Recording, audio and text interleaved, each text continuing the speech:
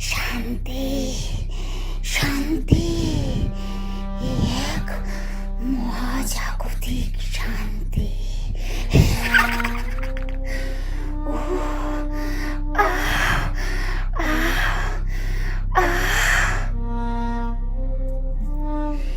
এবার আমার জন্মকাল আরো বৃদ্ধি পাবে। থামিস না।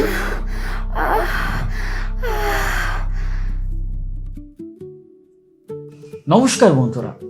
আচ্ছা, এমন যদি হয় একটা মাঝ সমুদ্রের মধ্যে একটা রাজকীয় জাহাজে যখন হঠাৎ করে একটি মেয়ে আশ্রয়ের জন্য চলে আসে, আর তারপরে তার অতীতের গল্প জানার পর যখন তারা বুঝতে পারে যে সেটাই আসলে একটা প্রেতাত্মা, তখন কি মনে হবে?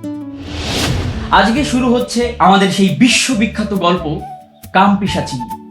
গল্পের লেখক অমিয়নাথ চক্রবর্তী, গল্পের সূত্রধার আমি, সাথে রয়েছে শুভম, ইরা আর রিঙ্কু তরফদার। তো চলুন শুরু করা যাক কামপিশাচিনী।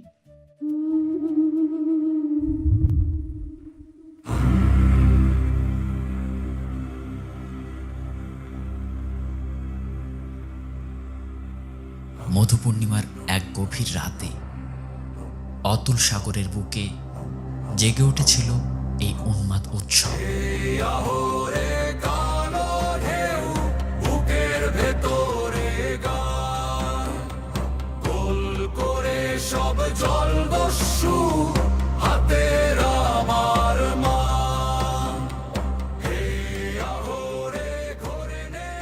চারপাশে জলদস্যুদের হুঙ্কার, নেশার গন্ধ, লুণ্ঠিত ধন দৌলত আর মণিমাণিক্যের ঝলকানির মাঝে ভৈরবী নেচেই চলেছিল। তার লাঞ্ছিত হাসির ভেতর লুকিয়েছিল এক রহস্যময় কাহিনী। নাচ থামলেই পিঠে পড়ছিল চাবুকের ঝাঁঝালো বাড়ি। अरे ए लड़की, नाच कहने थामली रे, जरा ठीक से ठुमका लगा रे। থামো, আমি আর পারছি না। রক্ষে করো ভগবান, রক্ষে করো। नाच रंडी नाच नाच। তবু সে আবারও উঠে দাঁড়াচ্ছিল, দুহাত তুলে নাচছিল আরো উন্মাদ হয়ে। অপেক্ষা শুধু একটাই, কখন সর্দার তার দিকে লোভাতুর হয়ে ছুটে আসবে। এই ভাবনার মধ্যেই জাহাজের তক্তার উপর ভারী বুটের শব্দ উঠল।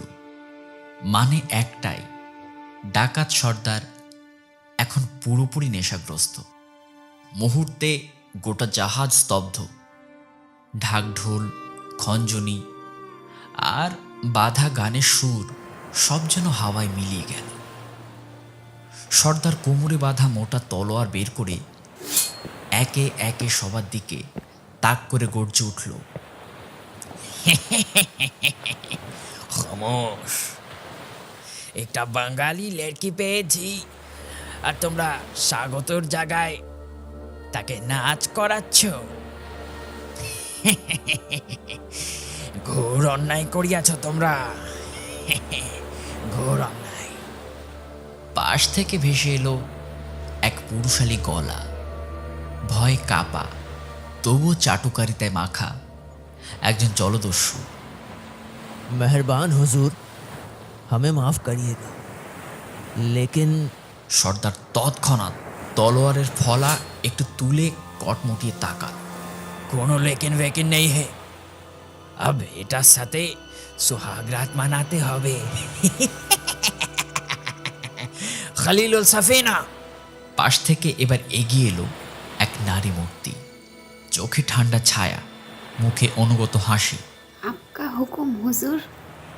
সর্দার হেসে উঠল, হাসির মধ্যে নেশা, দম্ভ আর পশুত্বের গন্ধ। तुम जाओ, এই বাঙালি লড়কির জন্য সুহাগ রাতের আয়োজন করো। যাও যাও যাও যাও। ভৈরবী এক পলকেই সব বুঝে ফেলেছিল। খালিল বিবি যে ঘরটা সাজাচ্ছিল তা বোঝাই যাচ্ছিল স্পষ্ট। তীব্র আতর, ধূপধুনোর গন্ধ আর নানান রকম নেশাজাত সামগ্রীর ঝাঁজে কিছুক্ষণ পর বাইরে এলেই বাতাস পর্যন্ত ম করছিল। অবশেষে দরজা খুলে খালিল বেরিয়ে এসে বলল, हुजूर कम हो गया, हम दोनों खुशी से रात बिताइए। সর্দার তখন নেশার ঘরে বেসামাল। সে খালিল বিবিকে, যে বয়সে তার মায়ের মতো, তাকেও অসম্মান করে গালে একখানা কুৎসিত চুম্বন বসালো। তারপর কুনজরে ভৈরবীর দিকে তাকিয়ে তার হাত টানতে টানতে ঘরের ভেতর ঢুকে পড়ল। আর ঠিক তখনই জাহাজের বুকের মধ্যে আবার শুরু হয়ে গেল সেই গান।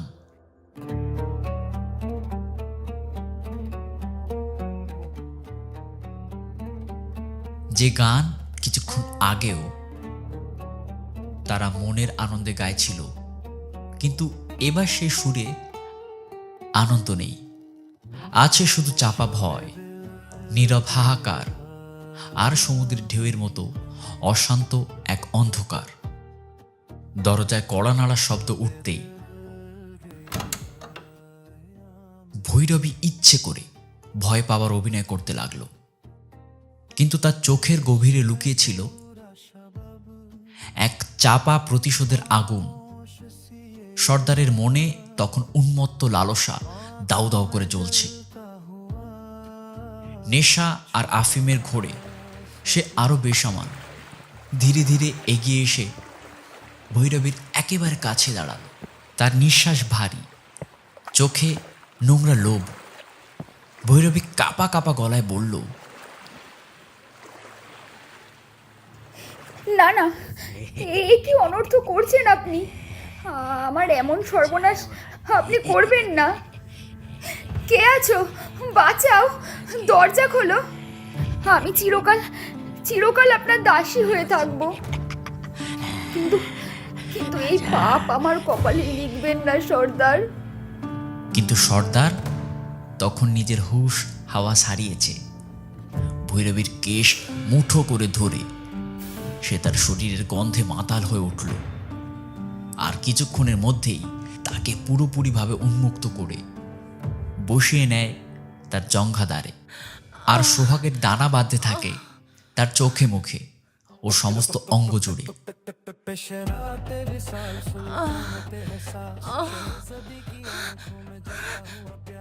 তারা দুজনেই এখন আরো হিংস্র, আরো নির্লজ্জ হয়ে উঠতে লাগলো।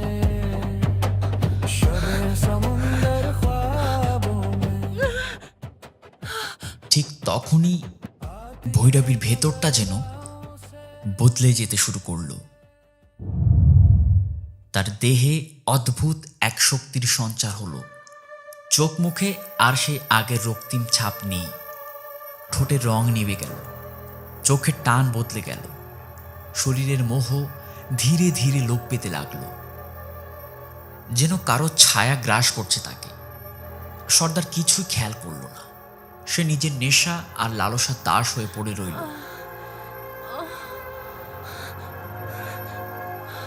কিন্তু কয়েক মুহূর্ত পর ভৈরবীর মুখের দিকে তাকাতেই সর্দারের বুক কেঁপে উঠল, চক্ষু ছানা বড়া। সে হড়কে কয়েক কদম পিছিয়ে গেল আর গলা শুকিয়ে এলো। জলের দস্যু, ভয় পেলেও বুক শক্ত করতেই হয়। সে তড়িঘড়ি পাশে থাকা তলোয়ার তুলে চেঁচিয়ে উঠল, कौन है तू? कौन है? बोल बोल आगे। भैराबी भैराबी कहाँ है? কোথায় ভৈরবী? কোথায়? ভয় আর আতঙ্কে তার মুখের বাংলা উচ্চারণও যেন একটু ঠিক হয়ে গেল। একটা শীতল হাসি ফেটে বেরোল ভৈরবী।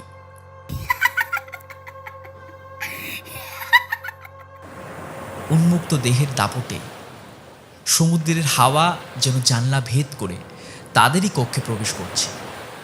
আর সেই হাওয়ায় ভৈরবীর অস্বাভাবিক দীর্ঘ চুল উড়তে লাগলো উল্টো দিকে, যেন বাতাসও তাকে ভয় পায়। তার হাসির ফাঁকে ফাঁকে বেরোতে লাগলো পচা গলিত দুর্গন্ধ। চারপাশের বাতাস ভারী হয়ে উঠল। বুকের মাংসপিণ্ডের জায়গায় একগোছা আত খাওয়া হাড় বেরিয়ে গেছে, যা সেই বাস্তব দৃশ্যে ভৈরবীকে আরো পৈশাচিক করে তুলেছে। আমাকে আমাকে ছেড়ে দে। তোদের মতো দস্যুদের জন্যই আমাদের জন্ম আর অপমৃত্যু। ছেড়ে দে। যেন ফিরে এসে তোদের তোদের ওপর অভিশাপ ছুড়ে দিতে পারি। मुझे नहीं मारना है। আয়, আমার কাছে আয়। তুমি যা এখন বলবে কেন পিছিয়ে তাই যাচ্ছিস? করবো। কাপুরুষ, আমার বড় ভুল তোর হয়ে জ্বালা তো এখনো মেটেনি। আবারও সেই লম্বা হাত তুলে ফিস ফিস করে ডাকলো। আয় আয় আয় বলছি, ফিরে আয় বলছি। এই বলে ভৈরবী উড়ে গিয়ে ডাকাত সর্দারকে তার দীর্ঘ হাত দিয়ে জড়িয়ে ধরে, আঁকড়ে পেঁচিয়ে ধরে চরম সুখে মেতে ওঠে। ডাকাত হাজার চেষ্টা করেও তখন ভৈরবীর কবল থেকে নিজেকে মুক্ত করতে পারে না। मुक्त करिया दाओ, मेरे को मुक्त करिया दाओ। তখন ভৈরবী শুধুই নিজের চরম সুখে মত্ত। তার শ্বাসের তাল যেন অদৃশ্য কোনো সুরের সঙ্গে মিশে যাচ্ছে, আর ধীরে ধীরে বাইরে হাওয়ার গতিবেগ আরও বেড়ে চলেছে। জানালার কাঁপুনি, পর্দার দুলুনি, ঘরের বাতাস সব কিছুই যেন অস্বাভাবিক এক আতঙ্কে ভরে উঠছে। বাইরে গানের আসর থেমে গেছে, অথচ কেউ সামনে এগোয় না, কেউ দরজার কাছে আসে না, কারণ আদেশ ছিল ডাকাত সর্দারকে কেউ বিরক্ত করবে না। আর সেই অন্ধকার ঘরের ভেতর ভৈরবী আর ডাকাত সর্দারের এই অলৌকিক প্রতিক্রিয়া চলতে থাকে আরও বেশ কিছুক্ষণ। যন্ত্রণা আমি সহ্য করতে পারছি না।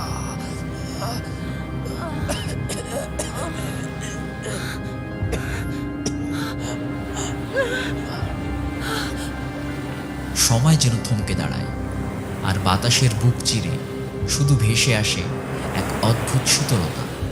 চরম সুখের ঘোরে হঠাৎই সে বিকৃত স্বরে গর্জে উঠল, আর মনে মনে ফিস ফিস করে বলল, আমার প্রতিশোধ পূর্ণ হবে তোদের তোদের মৃত্যুদণ্ড দিয়ে। এই রাত আমার সাক্ষী, ছায়ারা আমার সঙ্গী, আর আর আমার জীবনকাল তোদের মতো পাষণ্ডের শরীর আর আর রক্তের দামে আরো বাড়বে।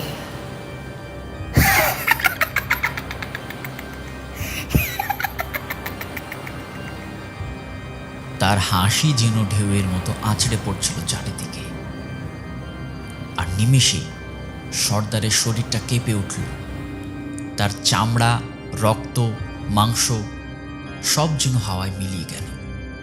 বাকি রইল শুধু একখানা শুকনো কঙ্কাল, জংধার তলোয়ারের মতো ফাঁকা, নিষ্প্রাণ। ঠিক তখনই সমুদ্র বক্ষ ফেটে উঠল।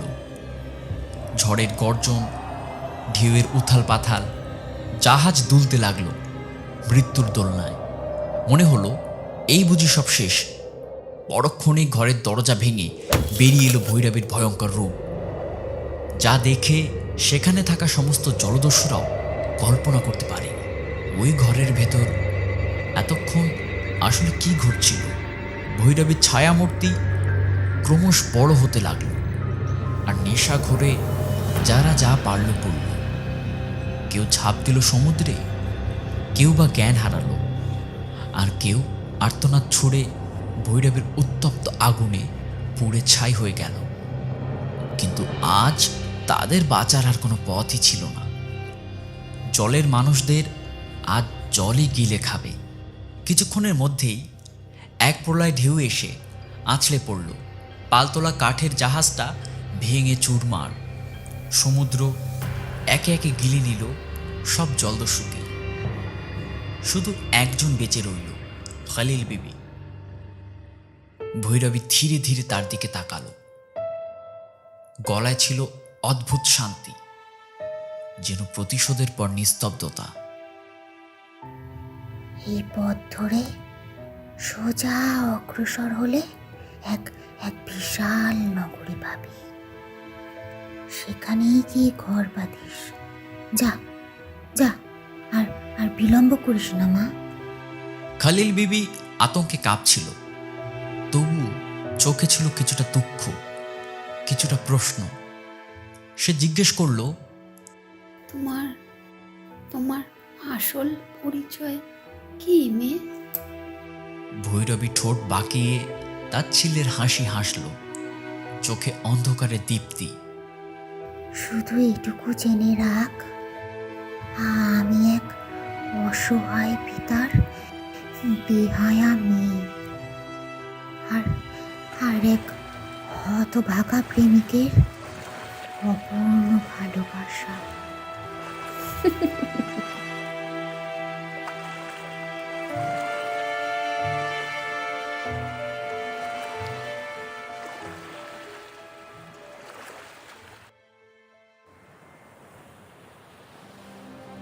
জাহাজটা উত্তরের সীমা পেরিয়ে এখন ঢুকে পড়েছে বঙ্গোপসাগরের বুকে একেবারে মাঝখানে। চারিদিকে শুধুই জলরাশি, নীল কালচে ঢেউ, ফেনার রেখা, আর দূরের আকাশে চাঁদের সাদা আলো। ডেকের একপাশে দাঁড়িয়ে বিশ্বনাথ কাকা গম্ভীর মুখে বললেন, যুবরাজ অভিমন্যু, উত্তরের সীমা পেরিয়ে আমরা এখন বঙ্গোপসাগরের একেবারে মাঝখানে। যুবরাজ শান্ত স্বরে জবাব দিল, তাতে ক্ষতি কি বিশ্বনাথ কাকা?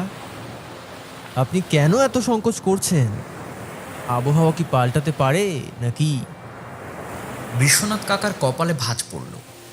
তিনি একটু চিন্তামগ্ন হয়ে বললেন, আগে যুবরাজ, কথিত আছে সামনে এক অদ্ভুত জায়গা, ক্ষমা করবেন, তবে অনেক নাবিকের মুখে শুনেছি এই পথে সন্ধ্যা নামলেই নাকি এক রূপবতী নারীর গলার স্বর ভেসে আসে, আর তারপরই উঠে আসে ভয়াল ঝড়। সেই ঝড়ে কত জাহাজ এই জলরাশি গিলে খেয়েছে তার হিসেব নেই। যুবরাজ হালকা ম্লান হাসি হাসলেন। দিন পাল্টাচ্ছে কাকা, এসব তো রূপকথা। আর বলুন তো, এই শান্ত সমুদ্রে রূপবতী নারী আসবে কিভাবে? না জাহাজ, না নৌকো, না কোনো উড়োজাহাজ। আপনি অযথা ভয় পাচ্ছেন। আমাদের নাবিকরা সাহসী, আমাদের রক্ষীরা আরো সাহসী। আগে যুবরাজ। এই বলে যুবরাজ জাহাজের ডেকে উঠে সবার দিকে তাকিয়ে দৃঢ় কণ্ঠে বললেন, আমার প্রিয় সাথীরা, কারো কোনো অসুবিধা হলে আমাকে জানাবে। কেউ অযথা সংকোচ করবে না। নাবিক, নির্দ্বিধায় জাহাজ চালাও। স্বয়ং বজরং বলি আমাদের পালে রক্ষা কবচ হয়ে আছেন। সকলের বক্ষ কিঞ্চিত দৃঢ় হল। কিন্তু সমুদ্র তো কারোর বাক্যে চলে না, সমুদ্র চলে আপন ইচ্ছায়। ধীরে ধীরে সূর্যের আলো নিভে গেল। সমুদ্রের গায়ে বইছে শীতল বাতাস। পূর্ণিমার গোল চাঁদ যেন রূপোর থালা হয়ে আকাশে ঝুলে আছে রাজকীয় জাহাজের পালে। বাতাস ধাক্কা খেয়ে ওড়াচ্ছে এক অদ্ভুত সুর, ঢেউয়ের সঙ্গে মিলেমিশে। সেই সুর ক্রমেই হয়ে উঠছে কেমন অচেনা, কেমন অস্বস্তিকর। একসময় পিছন থেকে বিশ্বনাথ কাকা এসে নরম গলায় বললেন, আপনাকে আমি নিজের হাতে মানুষ করেছি বাবু, তাই এত চিন্তা। গিন্নিমার চলে যাওয়ায় রাজা বাবু খুব ভেঙে পড়েছেন। এই যে গোল চাঁদ দেখছেন, ঠিক এমনই এক রাজকন্যাকে ঘরে আনার সময় এসেছে বাবু। যুবরাজ একটু মিচকে হেসে বললেন, এ যুগে সৌন্দর্যের তো কোনো অভাব নেই কাকা, কিন্তু মনের কথা বোঝার ক্ষমতা কয়জনের আছে বলুন? তা বললে কি হয় বাবু? একবার কাউকে মনে জায়গা দিন, সাথে থাকলেই তো বোঝা যাবে সব। কথা চলতে চলতেই অনেক দূর থেকে এক নারী কণ্ঠ ভেসে এলো। এই যে, কেউ শুনতে পাচ্ছেন? আমাকে রক্ষা করুন। প্রথমে ঢেউ, আর বাতাসের গর্জনের ভেতর সেই শটটা ধরা পড়ল না, কিন্তু কিছুক্ষণ পর শব্দটা স্পষ্ট হয়ে উঠল। এই বিপদ থেকে উদ্ধার করুন আমাকে। এই যে, কেউ শুনতে পাচ্ছেন? কাপা, ভাঙা আর আতঙ্কে ডোবা। বিশ্বনাথ কাকা চমকে উঠে বললেন, যুবরাজ, আপনি একদম চিন্তা করবেন না, আমি দেখছি পুরোটা। আপনি একদম বিচলিত হবেন না যুবরাজ। চারিদিকে অন্বেষণ করতে করতে দেখা গেল জাহাজের একেবারে সন্নিকটে ভগ্ন কাঠের এক খণ্ডে আঁকড়ে আছে এক রমণী। এই যে, কেউ শুনতে পাচ্ছেন? লাল শাড়ি ভিজে দেহে লেপ্টে গেছে, কেশ এলোমেলো, মুখে ক্লান্তি রেখা, তবু নয়নে বাঁচার আকুতি। সে কাঁপতে কাঁপতে আর্তস্বরে চিৎকার করে বলছে, এই বিপদ থেকে উদ্ধার করুন আমাকে। হাত জোর করে মিনতি করছি। আমি যে আর ভেসে থাকতে পারছি না। ঢেউ এমনভাবে উঠছিল যেন এই বুঝি তাকে টেনে নিয়ে গিয়ে তলিয়ে দেবে। যুবরাজ তৎক্ষণাৎ আদেশ দিলেন, কে কোথায় আছো? ওকে উদ্ধার করো, দড়ি ফেলো দ্রুত। কিন্তু বিশ্বনাথ কাকা হুঙ্কার দিলেন, থামাও, এটা কোনো মায়া হতে পারে বা সামুদ্রিক জলদস্যুদের চাল। আমাদের জাহাজ দেখে যে কেউ বুঝবে এটা রাজবংশের বাণিজ্যিক জাহাজ। না কাকা, আপনি ঠিক বলছেন না। এত রাতে এই চত্বরে আর কোনো জাহাজ চোখে পড়ে না। এই অবলা নারীকে উদ্ধার করা উচিত। এই প্রথম যুবরাজ বিশ্বনাথ কাকার উপর রাগ সামলাতে পারলেন না। কিন্তু কিন্তু যুবরাজ, এটা জাদুর ছলও হতে পারে, আপনার প্রাণ নেওয়ার ফন্দিও হতে পারে। মৌন থাকুন কাকা, আপনি নিজে ওকে উদ্ধার করুন, এটা আমার আদেশ। আপনার আজ্ঞায় শিরোধার্য যুবরাজ। মুহূর্তেই মেয়েটিকে জাহাজে তোলা হল। রন্ধনশালার দাসীরা তাকে শুকনো কাপড় বা নতুন বস্ত্র দিল। অনাহারে মেয়েটার শরীর যেন একেবারে শুকিয়ে গেছে, তাই আগে তাকে গরম ভাত, ঝোল, একটু দুধ ভালো করে খাওয়ানো হলো। তারপর সবাই তার গল্প শুনতে ব্যস্ত। মেয়েটা কাপা গলায় বলল, আমাদের জাহাজে জলদস্যুরা হামলা করেছিল, সব লুটে নিয়েছে। ওরা আমার পিতা, মাতা এবং জাহাজে থাকা বাকি সদস্যদের খুন করেছে। আমি কোনো মতে পালিয়ে এক ভাঙা নৌকায় ভেসে গিয়েছিলাম অসহায় হয়ে, কিন্তু সমুদ্রের প্রবল ঢেউয়ের ধাক্কায় সেটাও ধ্বংস হয়ে যায়।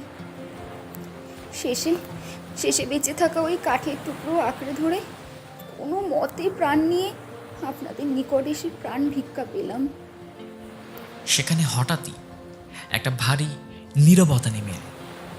কারো চোখে দয়া, কারো চোখে সন্দেহ। সবাই যখন আপন কাজে কিংবা বিশ্রামে সরে গেছে, যুবরাজ একা দাঁড়িয়েছিলেন জাহাজের এক প্রান্তে। পূর্ণিমার চাঁদের আলো তার মুখে পড়ছিল, চোখের গভীরে জমেছিল অদৃশ্য চিন্তার রেখা। ঠিক তখনই পেছন দিক থেকে ভেসে এলো ক্ষীণ এক কাশির শব্দ।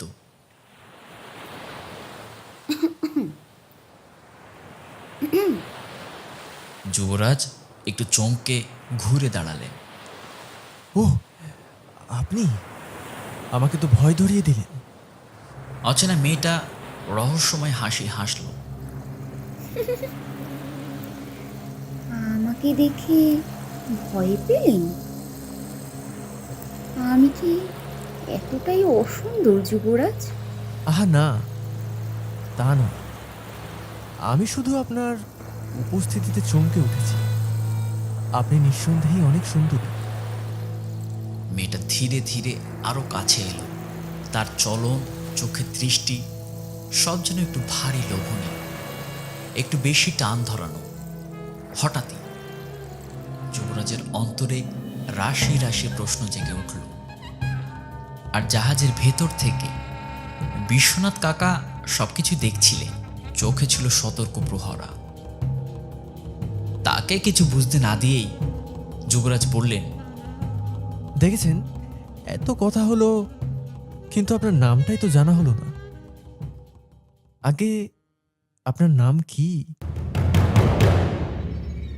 ঠিক সেই মুহূর্তে মেয়েটা যেন বাঁধ ভাঙল।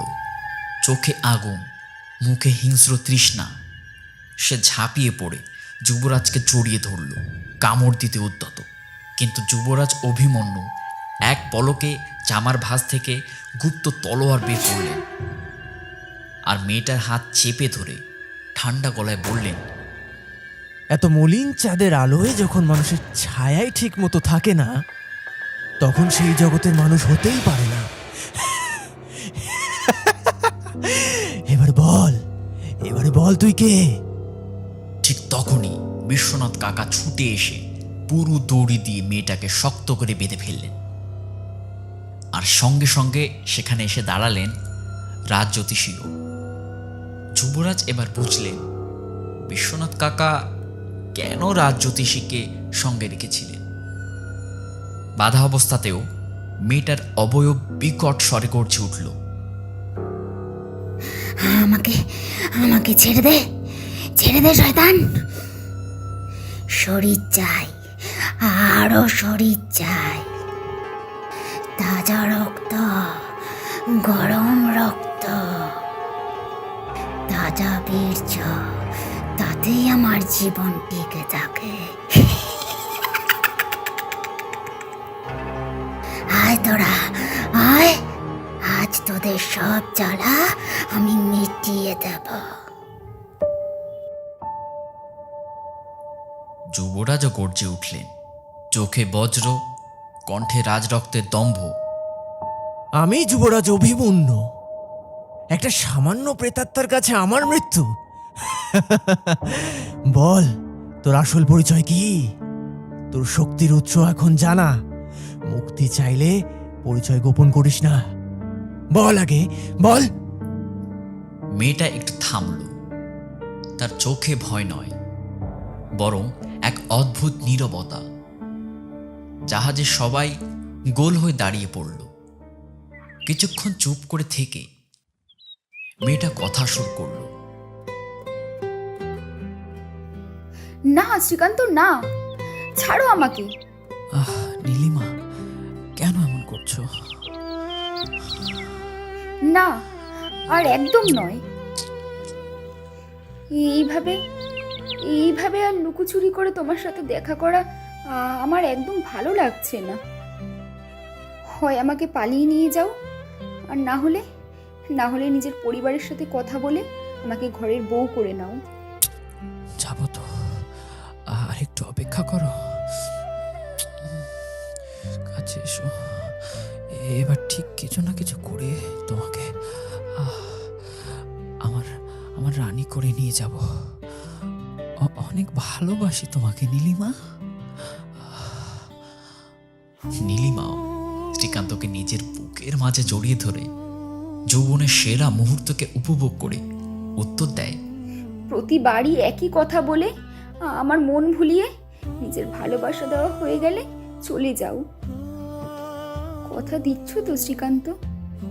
এবার আমাকে নিজের শরীরের সমস্তটা দিয়ে ছুঁয়ে আছো শ্রীকান্ত। আমাকে নিজের স্ত্রীর মর্যাদা দাও। দয়া করে নিজের স্ত্রীর মর্যাদা দাও।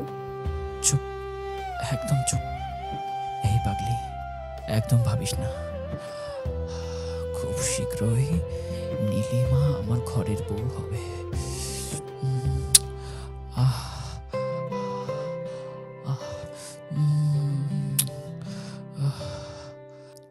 এই বলে নীলিমা পাগলের মতো জড়িয়ে ধরল শ্রীকান্তকে, আর জীবনের চরম সুখে মগ্ন হল।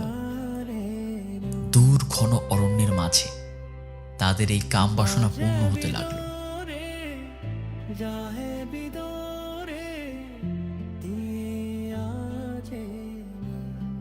আর ঠিক তখনই সেই পথ দিয়ে হেঁটে আসছিল এই গ্রামের সবচেয়ে বখাটে মাতাল, তোলাবাজ, মেয়ে পাচার আর আরো উচ্ছৃঙ্খল কাজের সঙ্গে জড়িত নিমাই গোসাই।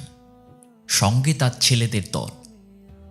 গলায় হাজারো তুলসী কিংবা নারকেলের মালা থাকলেও, মুখে হরিনাম থাকলেও, হৃদয়ের গভীরে ছিল শুধুই কুবুদ্ধি আর নোংরা অভিসন্ধি।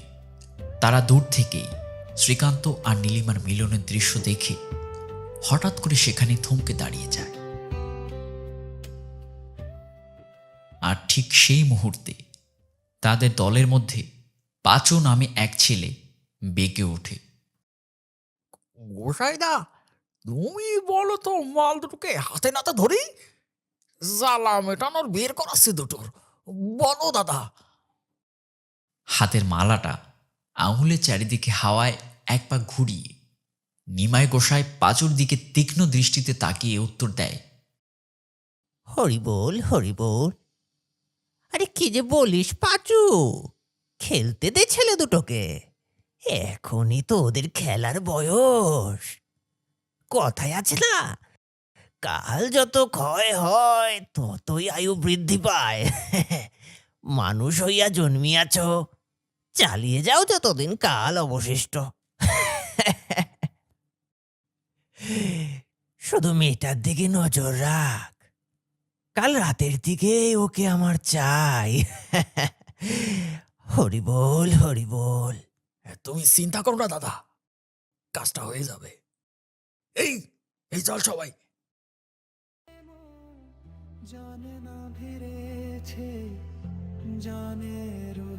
ছাড়ো এবার, সন্ধ্যা ঘনিয়েছে শ্রীকান্ত, বাড়ি যেতে হবে এবার, ছাড়ো। শ্রীকান্ত শাড়ির আঁচলটা আলতো করে টানতেই নীলিমা লজ্জার ছলে আধখোলা কাপড়ে শ্রীকান্ত ঠোঁটে এসে শেষ চুমুটা দিয়ে দৌড়ে পালায়। নীলিমা, দাঁড়াও বলছি। না না, আর দাঁড়াবার সময় নেই, পারলে আমায় নিয়ে যেও সারা জীবনের জন্য। আমার কথা শোনো।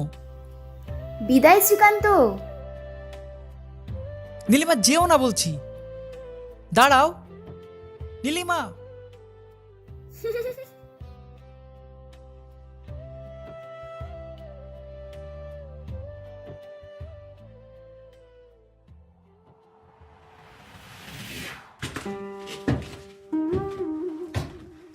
গ্রামের প্রান্তে জীর্ণশীর্ণ এক পরিত্যক্ত কলকারখানার ভেতর ধোয়া ধুলো আর জংধরা লোহার গন্ধে এক বিভীষিকাময় পরিবেশ। সেখানেই নিমাই গোসাই চালাচ্ছিল তার কুকর্মের কুটচাল, তোলাবাজি আর ধান্দাবাজির নোংরার হাট। একজন নিরুপায় লোককে রশিতে বেঁধে মেঝেতে ফেলে রাখা হয়েছিল। নিমাই গোসাই পায়ের আঙুলে ধুলো ঘষে চোখে আগুন জ্বালিয়ে গর্জে উঠল, এই টাকা কবে দিবি বল, কবে দিবি? হুজুর, হুজুর আমি দিয়ে দেবো হুজুর, খুব জলদি দিয়ে দেবো, আর কিঞ্চিত সময় দিন হুজুর আমাকে। নিমাইয়ের মুখ বিকৃত হাসিতে কুঁচকে গেল। আহ, সময় সময় সময়, আর কত সময় চাই তোর? জীবনটাই তো তোর কাছে কেবল সময়ের দান খয়রাত। ঠিক সেই মুহূর্তে দরজার ফাঁক গলে ছুটে ঢুকলো পাঁচু। শ্বাস হাঁপাচ্ছে, চোখে ভয় আর উত্তেজনা। দাদা, মেয়েটা আমাদের গায়ের, পরিবারের বাপ ছাড়া আর কেউ নাই, কিন্তু কিন্তু বাপটা স্কুল মাস্টার। নিমাই একটু থামল, তারপর ধীরে ধীরে ঠোঁটের কোণে বিষাক্ত হাসি ফুটল। তাহলেই তো আরো ভালো, মালটাকে বাগে ফেলতে হবে। পাঁচু অবাক হয়ে তাকিয়ে রইল। নিমাই গম্ভীর স্বরে বলল, এইমাত্র খবর এলো, সাহেবদের কয়েকটা পাখি লাগবে। ওর চাইতে ভালো মাল আর নাই এই গায়ে। মালটাকে চোখে রাখ, কালিয়ের ব্যবস্থা করতে হবে। হরি বল, হরি বল। এই বলে নিমাই গোসাই বেরিয়ে গেল। কারখানার ভেতরে শুধু রইল একজন বাঁধা মানুষের কাতর আর্তনাদ আর জংধরা লোহার নীরব সাক্ষ্য। পরদিন প্রভাতে কুয়াশার বুক চিরে নিমাইয়ের গুন্ডাদল কাজে নামল। শ্রীকান্ত যদিও দুর্গায়ের লোক, তবু নিমাইয়ের লোকজন চারিদিকে ছড়িয়েছিল, চোখ বাঁধা, হাত বাঁধা। শ্রীকান্তকে টেনে হিচড়ে এনে ফেলা হলো সেই পুরনো কলকারখানায়। ছাড়ো আমাকে, কেন এনেছো আমাকে? আমি আমি তোমাদের কি ক্ষতি করেছি? হ্যাঁ, ঠিক তখনই নিমাই গোসাই ছুটে এলো, মুখে ভক্তির অভিনয়, ভেতরে শকুনের ক্ষুধা। হরি বল, হরি বল। এই, ওকে খুলে দে, খুলে দে। ও বেচারা কষ্ট পাচ্ছে তো। দুটো নাড়ু বাতাসা দে তোরা। শ্রীকান্ত দাঁতে দাঁত চেপে হুঙ্কার দিয়ে উঠল। বাজে কথা বলো না। আমাকে আমাকে এই রূপ ধরে আনার কারণ কি? আমাকে যেতে দাও, না হলে এর ফল ভালো হবে না। এমন সময় পাশ দিয়ে পাঁচও এগিয়ে এলো, তার হাতে একটা ভোঁতা কাঁচি, শুকনো রক্তে দাগ ধরা। সে কাঁচিটা শ্রীকান্তের গলার কাছে তুলে ধরল। সব সব যা বলবো তাই করবি, নইলে নইলে এক শরীরে বাড়ি যেতে পারবি না। চল বাস আগে। শ্রীকান্তের বুক কেঁপে উঠল, কিন্তু মুখে সে ভাঙল না। তবুও চারিদিকে নরপিশাচের দল, পালাবার উপায় নেই। নিমাইয়ের লোকজন জোর করে শ্রীকান্তের হাতে একটা চিঠি ধরিয়ে দিল আর লিখিয়ে নিতে লাগলো তারা যা চায়। শ্রীকান্ত তখন সব বুঝে গেল স্পষ্ট, তবুও করার কিছু নেই, কারণ এখানে নিয়ম নয়, চলে ভয়। চিঠিতে লেখা, শ্রীকান্ত নীলিমাকে ডেকে পাঠাচ্ছে। সে নীলিমাকে নিয়ে পালাতে চায়, দূরে গিয়ে একসাথে সংসার পাতাবে, নতুন জীবন শুরু করবে। দুপুরে সেই চিঠি গিয়ে পড়ল নীলিমার হাতে। তখন নীলিমার বাবা স্কুলের কাজে ব্যস্ত, কিছু টের পেল না। চিঠি পড়ে নীলিমা প্রথমে বিস্মিত হলো, কিন্তু চিঠির শেষ প্রান্তে যে রক্তবর্ণ কাগজ জুড়ে ছিল, সেই রক্তিম চিহ্ন মুহূর্তে নীলিমার বুকে পাথর গলিয়ে দিল। সে আর সন্দেহ করতে পারল না। কিন্তু শ্রীকান্ত কেন আসবে না? বলো আমাকে। পাঁচু তৎক্ষণাৎ মিষ্টি গলায় বিষ ঢালল। পাঁচুর পকেট থেকে একটা আংটি বের করে, আরে দিদি, আপনি বুঝছেন না, উনি তো আপনার জন্যই ব্যস্ত, সব গোছাইয়ে রাখছেন। ওই যে নদীর পাড়ে একটা জাহাজ দাঁড়াইবে, হ্যাঁ, সেই জাহাজ অবধি আপনাকে আমি ছাড়িয়া দেব। তারপর আপনারা যাইবেন অনেক দূরে। উনি আরো বলেছেন এই আংটি আপনাকে দিতে। কি দিদি, এইবার যাইবেন তো নাকি? হ্যাঁ। নীলিমা অতি সংকোচে লজ্জায় মাথা নুইয়ে উত্তর দিল, আগে হ্যাঁ, যাবো বলেই তো ভালোবেসেছিলাম। তবে শ্রীকান্তকে না দেখলে আমি কিন্তু যাব না। পাঁচু মনে মনে বিজয় উল্লাস চাপতে না পেরে উঠে পড়ল। আচ্ছা আচ্ছা, উনি দাঁড়াই আসেন, আপনি শুধু সন্ধ্যার অপেক্ষা করুন, আমি ভ্যান নিয়ে আসুন, ঠিক আছে? সময় গড়াতে লাগলো। নীলিমা চুপচাপ নিজের প্রস্তুতি নিতে থাকলো, যেন বুকের ভেতর ভয় আর আশা একসাথে গিট বেঁধে বসে আছে। আর সন্ধ্যা নামতেই দূরের বাগান থেকে মশালের হলুদ আলো চোখে পড়ল। ঠিক তখনই নীলিমা আর এক মুহূর্ত ঘরে থাকলো না। ভালোবাসার টানে সে পিছনে ফেলে দিল নিজের বৃদ্ধ বাবাকেও। সমাজের চোখ ফাঁকি দিয়ে বুক ভরা স্বপ্ন আর বিশ্বাস নিয়ে সে বেরিয়ে পড়ল এক অচেনা অন্ধকার দুনিয়ার দিকে। লাল শাড়ি, হলুদ ব্লাউজ, রাতের চন্দ্রালোকে ভ্যানের ভেতর নীলিমাকে আরো বেশি লোভনীয় লাগছিল পাঁচুর চোখে। খোলা চুল বাতাসে উঠছে, মুখে ভয় আর চোখে সরল বিশ্বাস। কাপা শরীরটা সে শক্ত করে আঁচলে জড়িয়ে বসেছিল। পাঁচু ব্যাগটা বগলে চেপে ধরল, ভ্যানওয়ালাকে ধমক দিয়ে বলল, এই জোরে চালা, নদীর দিকে সোজা, একদম থামবি না। ভ্যান ছুটল কাঁচা রাস্তা ধরে। বাতাসে ধুলো উঠছে, দূরে শেয়ালের ডাক, আর নীলিমার বুকের ভেতর অজানা আশঙ্কা গুমড়ে উঠছে। ঠিক তখনই রাস্তার মাঝখানে হঠাৎ এক রক্তাক্ত ছায়া এসে দাঁড়াল। শ্রীকান্ত, কাপড় ছেঁড়া, রক্তে ভেজা বুক, চোখ দুটো কেমন ফাঁকা, তবুও ভিতরে ভয়ঙ্কর তাড়া। নীলিমার চোখে মুহূর্তে আগুন জ্বলে উঠল। তাহলে কি সত্যি তাকে ছলনা করা হয়েছে? সে চিৎকার করে উঠে বলল, শ্রীকান্ত, শ্রীকান্ত, তুমি তুমি এমন কেন করছো? কি হয়েছে তোমার? শ্রীকান্ত তখন মৃত্যুর দোরগোড়ায় দাঁড়িয়ে, কাপা গলায় শুধু বলল, নীলিমা, নীলিমা পালাও তুমি, নীলিমা পালাও, নীলিমা তুমি আমার কথা ভেবো না, আমাকে রেখে পালাও। কি হয়েছে আমার শ্রীকান্তর? সব ছেড়ে দাও, আমার জন্য, ছেড়ে দাও বলছি। সব আমার জন্য হয়েছে। আহ, আমাকে সব আমার আমাকে জন্য। ওর কাছে যেতে দাও। শ্রীকান্ত, নীলিমা। শ্রীকান্ত, শ্রীকান্ত, আর শ্রীকান্ত। কথা শেষ করতে না করতেই সে মাটিতে ঢলে পড়ল।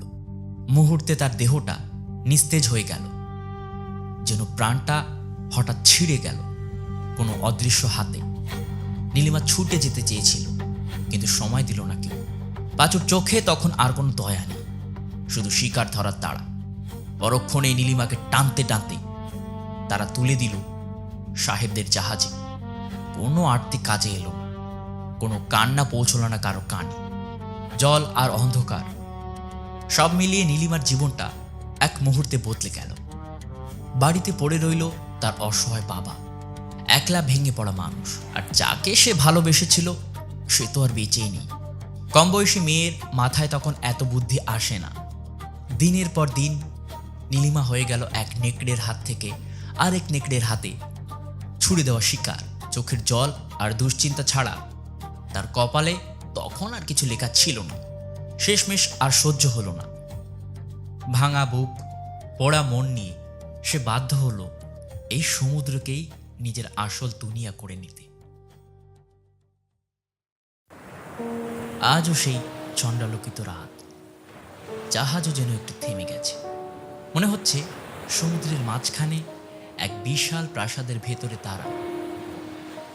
প্রত্যেকের কানের পাশ ঘেঁষে শীতল বাতাস বয়ে গেল, আর সেই বাতাসে প্রাচীন এক গন্ধ ম ম করে উঠল। সেখানে উপস্থিত সকলে যেন পাথর হয়ে গেল তার কঠিন মৃত্যুর রহস্য শুনে। পাশ দিয়ে বিশ্বনাথ কাকা যুবরাজের দিকে তাকিয়ে গভীর গলায় বললেন, এখন কি ভাবলেন যুবরাজ? যুবরাজ কিছুক্ষণ চুপ করে রইলেন। তার চোখে এক অদ্ভুত দৃঢ়তা জমে উঠল। তারপর ধীরে কিন্তু স্পষ্ট কণ্ঠে বললেন, বাঁধন খোলা হোক কাকা। বিশ্বনাথ কাকা একটু থমকে গেলেন, তবু আদেশ অমান্য করলেন না। মোটা দড়ির গিঁটগুলো একে একে খুলে দেওয়া হলো। আজ প্রায় 20 বছর হতে চলল। এই অভিশপ্ত নারী কতজনের সর্বনাশ করেছে, তবে সে আঘাত করেছে তাদেরই যারা প্রথমে তার শরীর খুঁজেছে, তার দেহকে স্বীকার করতে চেয়েছিল। কিন্তু আজ প্রথমবার কেউ তার মন বুঝতে চেয়েছে। প্রথমবার কেউ ভয় নয়, বরং করুণা নিয়ে তার দিকে এগিয়ে এসেছে। তাকে সে কিভাবে ক্ষতি করবে? দড়ি খুলে যেতেই মেয়েটা শান্ত হয়ে দাঁড়িয়ে রইল। না কোনো বিকৃতি, না কোনো ভয়াল রূপ, কিছুই না। সে শুধু যুবরাজের চোখের দিকে তাকিয়ে রইল এক দৃষ্টিতে। চারপাশে কেউ নেই। বিশ্বনাথ কাকাও নিঃশব্দে জাহাজের ভিতরে চলে গেলেন, যেন বুঝে গেছেন এই মুহূর্তে দুজনের মাঝখানে আর কারো থাকার কথা নয়। পূর্ণিমার রাত, সমুদ্রের বুকের উপর চাঁদের আলো পড়ে কাঁপছে। ঢেউয়ের গায়ে রূপোর রেখা, হালকা বাতাসে ভেসে আসছে এক আদিম সুগন্ধ, লবণাক্ত, শীতল, অথচ মায়াময়। জাহাজের পালগুলো ধীরে ধীরে ফুলে উঠছে, আর কোথাও যেন দূরে ভাঙা ঢেউয়ের গর্জন খুব নিচু সুরে বাজছে। মাত্র কিছুক্ষণের জন্য মেয়েটার মনে হলো সে বহু বছর পর আবার মানব শরীর ফিরে পেয়েছে। যা কিছু এতদিন ছিল সবই ছিল মোহ, ক্ষুধা, অভিশাপ আর অন্ধকার। তার বুকের ভেতর থেকে হঠাৎ উঠে এলো পুরনো এক নাম, শ্রীকান্ত। মনে পড়ল সেই অল্প কিছু মুহূর্ত, ঘন অরণ্যের নীরবতা। নীলিমা, দাঁড়াও বলছি। বিদায় শ্রীকান্ত। নীলিমা, যেও না বলছি, দাঁড়াও। বুকের ভেতর জমে থাকা সুখ আর একটুখানি ভালোবাসা, যা সে কোনোদিন শেষ করতে পারেনি। ঠিক তখনই মেয়েটা যুবরাজের মুখের দিকে ভালো করে তাকালো। চাঁদের আলোয় সেই মুখ সেই চোখ, সেই ছায়া। এ তো অবিকল শ্রীকান্ত। মেয়েটার ভিতরে জমে থাকা বছরের পর বছর অপেক্ষা, অতৃপ্তি, কান্না সব যেন একসাথে ভেঙে পড়ল। সে আর দাঁড়িয়ে থাকতে পারল না। দৌড়ে গিয়ে সে যুবরাজকে লতাপাতার মতো আঁকড়ে ধরল। কিন্তু এবার কোনো লালসায় নয়, এবার শুধুই ভালোবাসার ছোঁয়া। আর সেই ভালোবাসার স্পর্শেই তার অভিশাপের শেকড় আলগা হতে লাগল। কারণ ভালোবাসা আর দায়িত্ব, এই দুইয়ের চেয়ে বড় অস্ত্র এই বিশাল ভুবনে আর কিছু নেই। কিছুক্ষণের মধ্যেই মেয়েটা যুবরাজের বুক থেকে আলাদা হতে লাগলো। তার দেহটা হালকা হয়ে উঠল, যেন পালকের মতো, যেন সমুদ্রের বাতাস তাকে তুলে নিচ্ছে ওপরে, ওই চন্দ্রালোকে। তার চোখে আর ভয় নেই, কষ্ট নেই, শুধু এক মুক্তির শান্তি। যুবরাজ অভিমন্যু বুক ভরে নিঃশ্বাস নিয়ে আকাশের দিকে তাকালেন। চাঁদ, সমুদ্র আর রাতের আকাশকে সাক্ষী রেখে চিৎকার করে উঠলেন, নীলিমা, তোমার মতো মেয়ে শুধুই নীল আকাশেরই যোগ্য। যেখানেই থেকো, ভালো থেকো। তার কণ্ঠ মিলিয়ে গেল ঢেউয়ের গর্জনে। চাঁদের আলো আরো ফ্যাকাশে হয়ে এলো, আর নীলিমা একটা শান্ত আলোর রেখা হয়ে সমুদ্রের বুক ছুঁয়ে ছুঁয়ে মিলিয়ে গেল দূর আকাশের গভীরে। জাহাজটা তখনও চলছিল, কিন্তু জাহাজের বুক থেকে যেন একটা ভার নেমে গেছে। সমুদ্র আজ আর শিকার খুঁজছে না, সমুদ্র আজ শুধু এক মুক্তির গল্প বয়ে নিয়ে যাচ্ছে। চাঁদের আলোয়, ঢেউয়ের সুরে, বাতাসের নিঃশ্বাস।